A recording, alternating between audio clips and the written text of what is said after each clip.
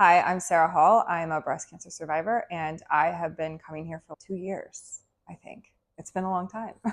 I found out about the Sound Spa through Noelle. I think it was recommended to me by somebody, and then we ended up having a phone call, and I had just got into bowls at the time, or like my own singing bowls, and you were doing a special, and I came in for 3 months, I think, and fell in love with how good it made me feel when I left.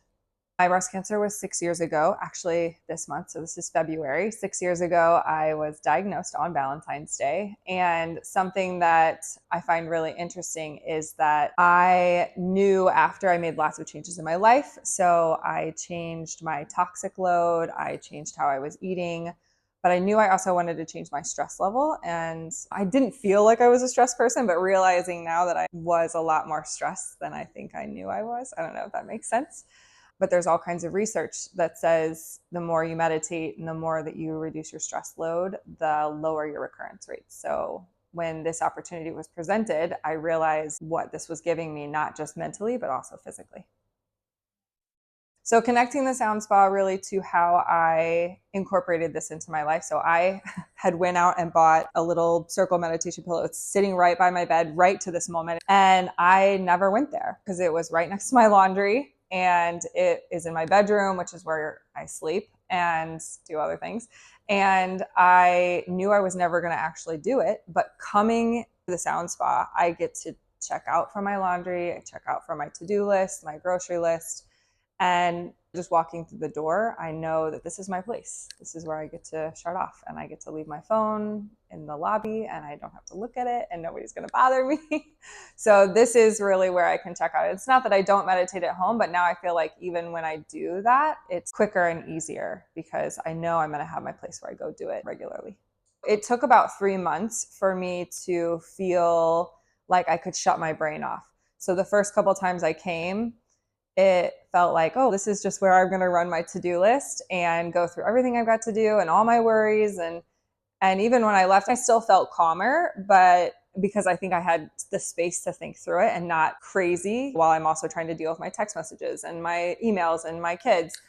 But it was about a month in that I felt like maybe I even passed out. I fell asleep. And you ask yourself, was I asleep or was I not?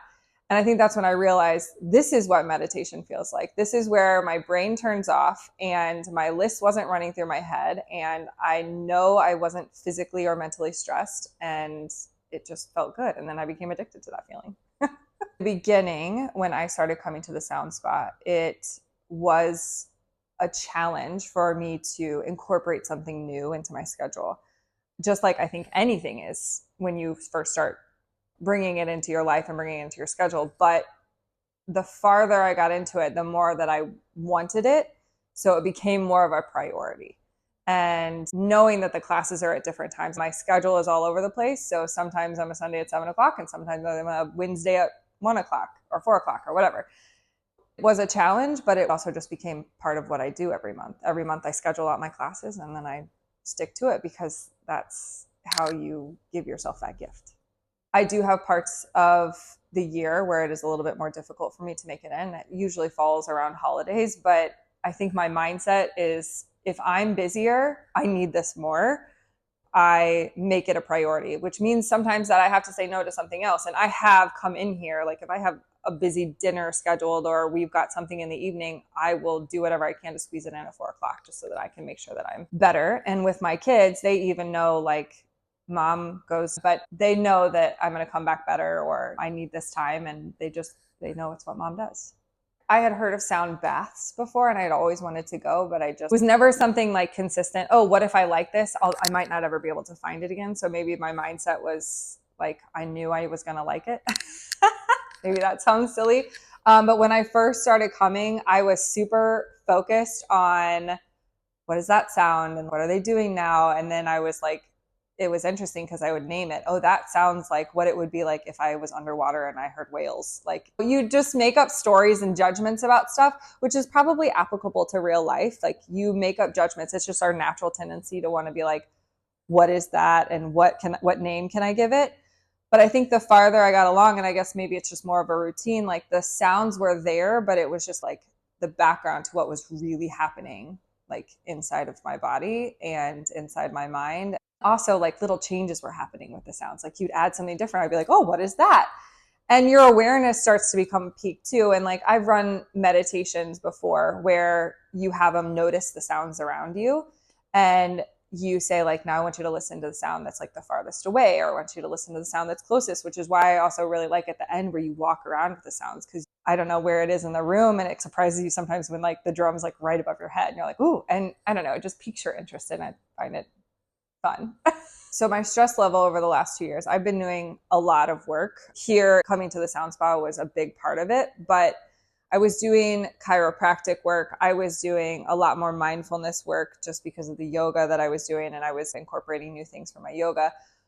But I noticed my sleep increased, like my sleep quality increased, not like necessarily the hours that I was sleeping, but I was focusing on trying to sleep on my back and less on my side or on my belly. And I found that was better. And then having had reconstruction because of the breast cancer, just have a tight upper back, and even recently got a huge clean bill of health across my back. I had a lot of cross body patterns that were all jacked up, and I've just noticed so much about my own physicality, but also when you feel your best, you mentally show up better, clearer.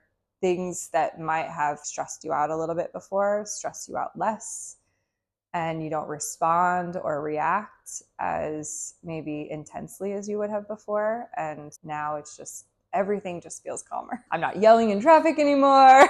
My kids don't hate me. When I was first diagnosed with breast cancer, I felt like I poured so much into my littlest because I was diagnosed when I was pregnant. And I noticed then, even looking back at pictures now, that I wasn't as mindful about being as there for my older daughter, who is now 9. And there's this interesting attachment that's happened with my youngest, who's now almost 6. And when I look at that, I feel like in the moment I was telling myself, you have to be there for her. Don't miss any of her, even though this is going on with you. Don't miss this. Now there's such an attachment that I have to convince myself that I need my time. So she likes to have help in the morning with picking out her clothes, and she likes to brush our teeth together, which all those moments are like really sweet and I love it.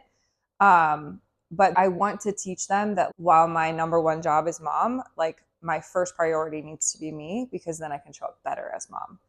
And when I first started coming here, they've even come here with me before.